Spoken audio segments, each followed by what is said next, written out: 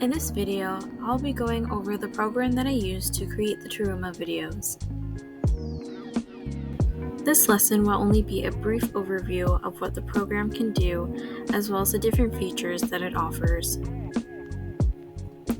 So this is what ClipChamp looks like when you open the program.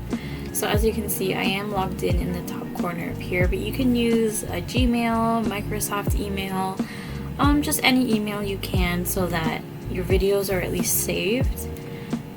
So as you can see, these are the current eco-care projects that I have completed so far. And as you can also see, there are a bunch of different templates that you can use. So for example, if you want to make something specifically for YouTube or maybe an Instagram short video post, things like that, there's everything here that you can just click and it'll give you everything that you'll need for that specific video style. So I'm just going to go through how I use the program generally and how the program works. So if you want to start a new video, you can either scroll down here and it'll say create new video, or you can go up here and it'll say create a new video as well. So as you can see, once it opens, it's a blank template and you are starting completely from scratch. And this is what I did for the Taruma videos. So obviously when you look at the videos, I used a lot of the... So when you look at the videos for the Taruma audiobook, I did use all of the illustrations that appear in the physical book. So I took those drawings and those images from Margarita and Julia. And for the first chapter, for example, this is when I would have used only certain images, not all of them, depending on what was being said, what was being talked about within that chapter. So for example, certain images of scenery would not have been used while others were. So I would have collected all of the drawings that I was going to use for the video, and I would have dragged and dropped them right here. It's super easy to do. It's much like Canva, PixArt as well. You just go through your documents here and you can just shift click, which allows you to select multiple images at the same time, and then just drag and drop and they'll upload. And then from there you can scroll through anything that you need to add or delete, and it'll show up here. Just as an example, I will show you how it works. So again, I'll click on one picture and then press shift and click on another one, and it highlights all of the photos. And then from there, I'll just click and drag.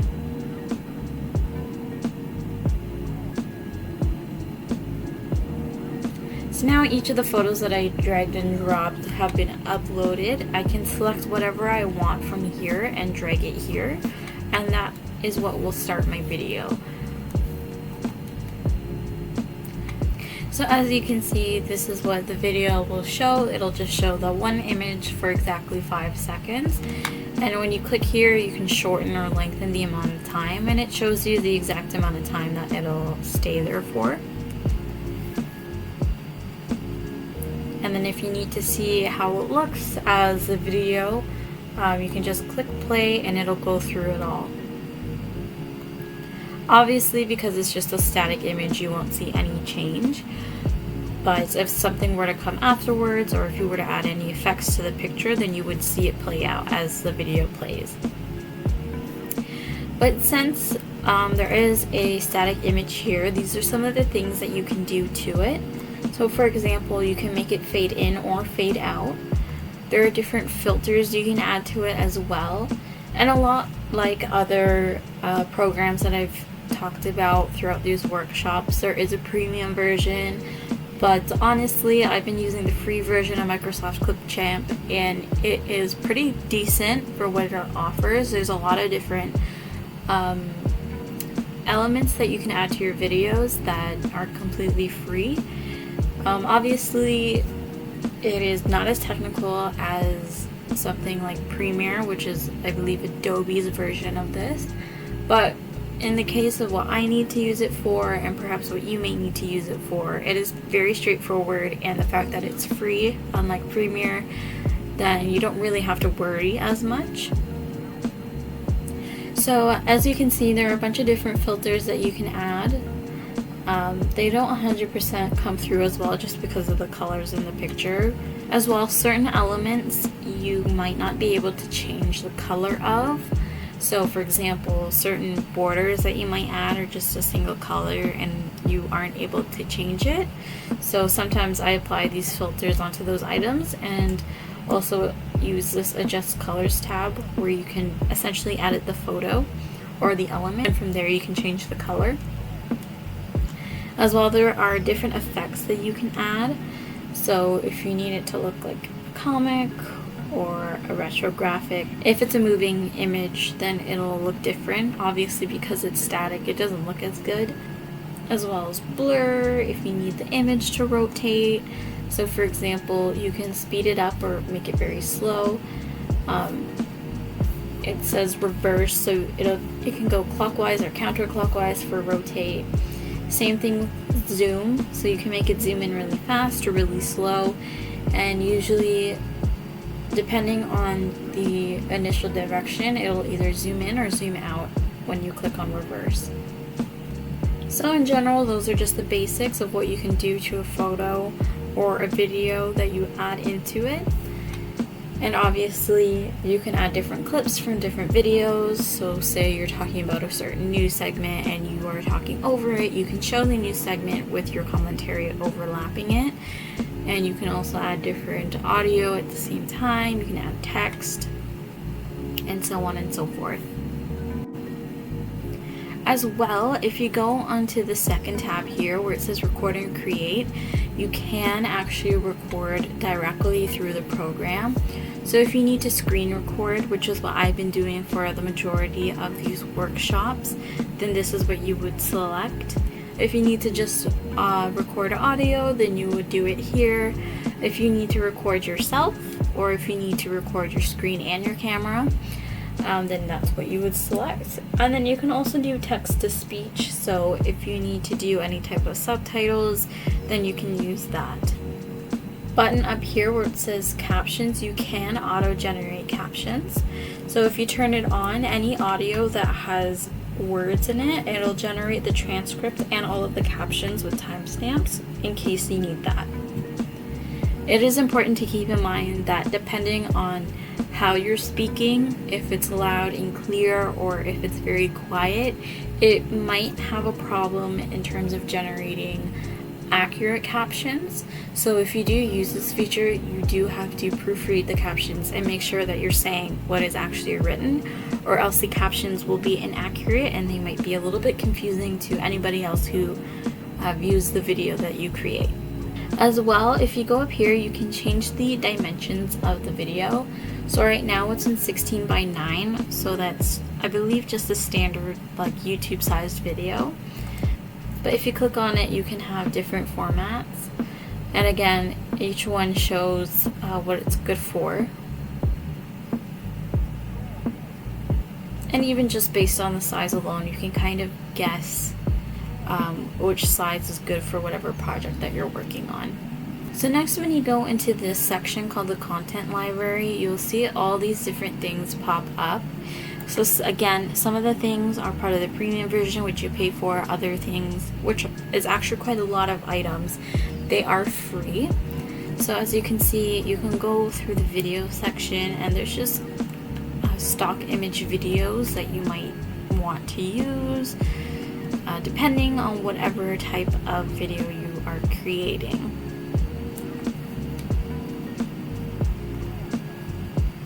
And obviously, much like Canva, if there's something specific that you need, you can just use the search bar and all of what it has will show up.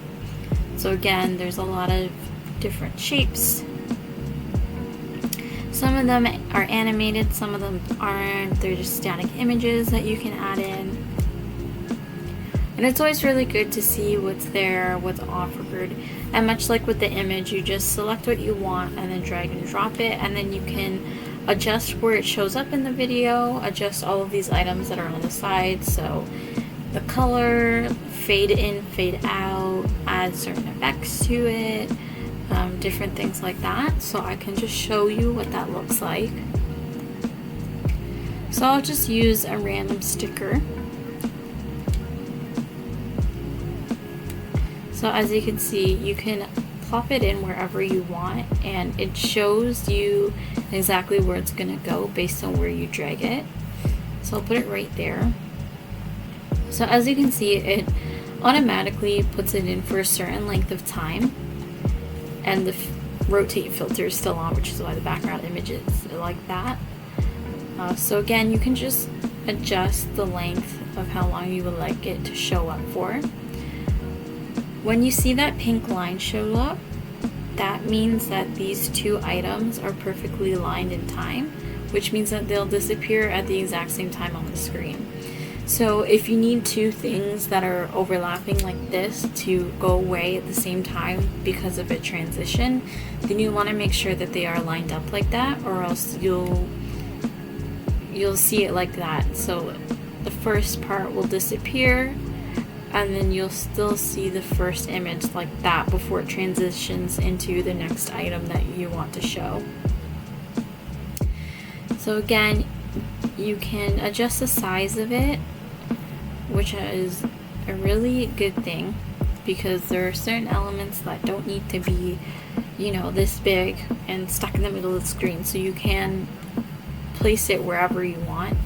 And again, there's these grid lines that show you where the middle of the video is, where the appropriate edge is, things like that. And you can just freely place it wherever you'd like to. And as I said, you can add filters or other effects to it, much like the image in the background.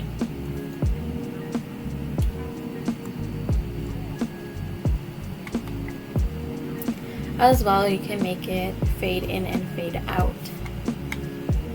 As well, like I said in the beginning, there are different templates that you can add.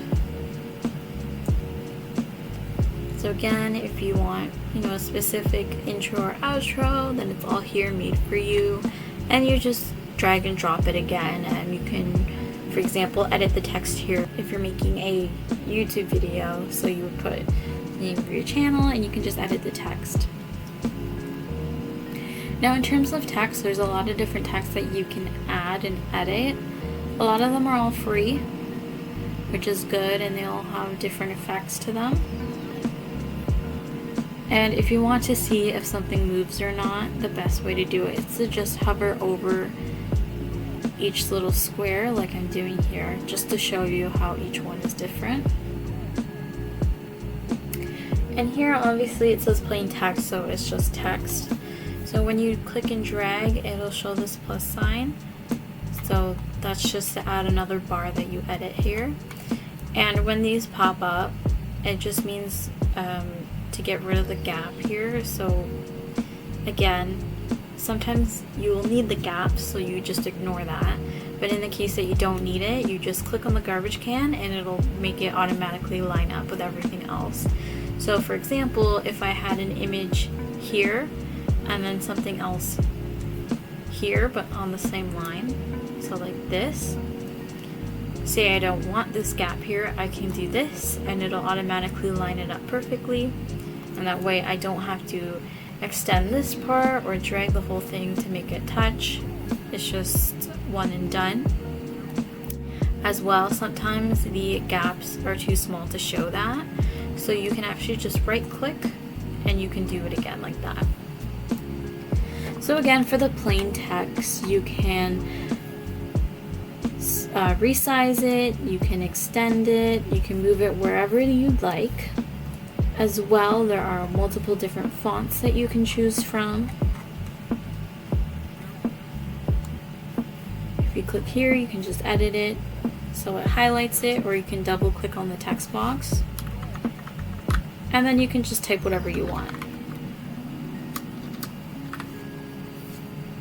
As well, you can adjust if it's normal, if it's medium or bold, and you have to make sure that it is highlighted if you want to see the changes. And here you can adjust the font size, so you can either use the slider or if you have the exact number that you know that you need, you can just change the number there. As well, the alignment, and if you would like italics, bold, or only italics, or nothing at all. As well, you can change the color, and automatically you can adjust the position. So if you know that you need it in one certain spot, then you can just click on one of these squares and it'll move it perfectly to that location. As well, you can fade the text in and out, and there are different effects that you can add. So again, you want a kaleidoscope, so it'll make this shape with whatever words that you write. You can adjust the speed, how many there are, and also if you want it to change colors, that's what the color shift means. So I will just have this all applied just so you can see, and I'll play the video.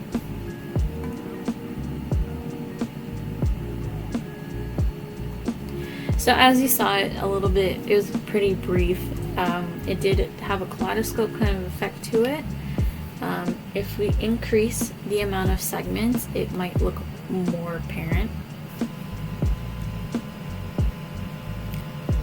So as you saw there, it's very brief. I do believe if there's more words, it'll be more noticeable. But in general, that's just how the effects work. As well, the program has a help feature embedded into it like a lot of other programs. So if you click on the help button, you can have a live support chat, or if you just have general questions and you need to read it, then you can go through and see what kind of questions are already answered. Lastly, you have the transitions here. So these are just like different effects that you can add in between images or videos. So for an example, you would plop it right here in between where it says add transition. So if you want one between these two, we can either just click on the plus sign. So there's a transition added. So when you click on it here, then the same thing will just pop up. So as you can see, alternatively, you can also just go through the transitions menu, look through exactly what's on the right side, and then you can just drag it right there. And if you have one transition already existing and you want a different one, again, you can click and drag it and it'll say replace transition. And once you drop it, the new one will automatically be there. So just to show you, that was the transition that I had clicked on. So again, you can make it shorter or longer, whatever suits your purpose. So as you see, it was much slower because I increased the duration, but if you want it really fast, then you make it really short. So those are essentially the basics of how to use Microsoft ClipChamp. Up top here, you can just add your video title. You can edit it however you want. And when you're done, you can click on the export button. And as you can see, there are different video qualities that you can use. So for example, if I need to be able to watch the video through without any lagging, for example, if there's a lot to load through, then I would just do it in the lowest quality just to see how it's playing, making sure that it's actually the way that I need it to be. But then for the final cuts, I would obviously do it in high quality. And as it's exporting, you'll see a loading screen up here with the title, and it'll have a little screen here where it plays through each part of the video that it's at. And once it's done exporting, it'll show up in your downloads folder, and then from there you can change the name if you need to, put it onto YouTube, send it to whoever you need to send it to, so on and so forth. As well, I should add that when you click here, you can go back to the main menu. And again, there is a cloud version, so you can back up everything that you make onto the cloud. But unfortunately, it is part of the premium version. So just to continue without sync, unless you want to pay for it. And as you can see, it'll show up here, anything that you make when you're signed into the account. And again, you can click on the three dots to either make an exact copy of it or just delete it.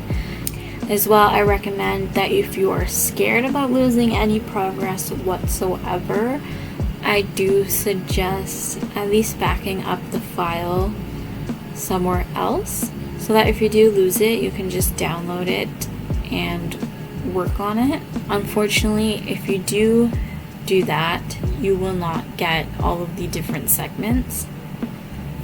So you won't have this, it'll just be one whole video. But just do it when you are done editing each section the way that you want it to be, so that you don't have to go back and redo every single step that you've lost. So I'm obviously using a Microsoft computer, which is why I'm using Microsoft ClipChamp. But if you are using any type of Apple product, the free movie editor version is iMovie. I've never used it. I have only ever used Microsoft, but I'm sure that the programs are essentially the same. The iMovie version might actually have more elements to it that you can do. It might be just a little bit better, but either one will pretty much do the same thing. In the next video, I will be going into detail on how exactly I made the Taruma videos. That is, these videos will be probably the most technical because I will show you how I made the images move and how I added different transitions, just essentially how I made the videos look the way that they do, and my thought process behind making the images look the way that they did in terms of overlapping them, combining different images, things like that.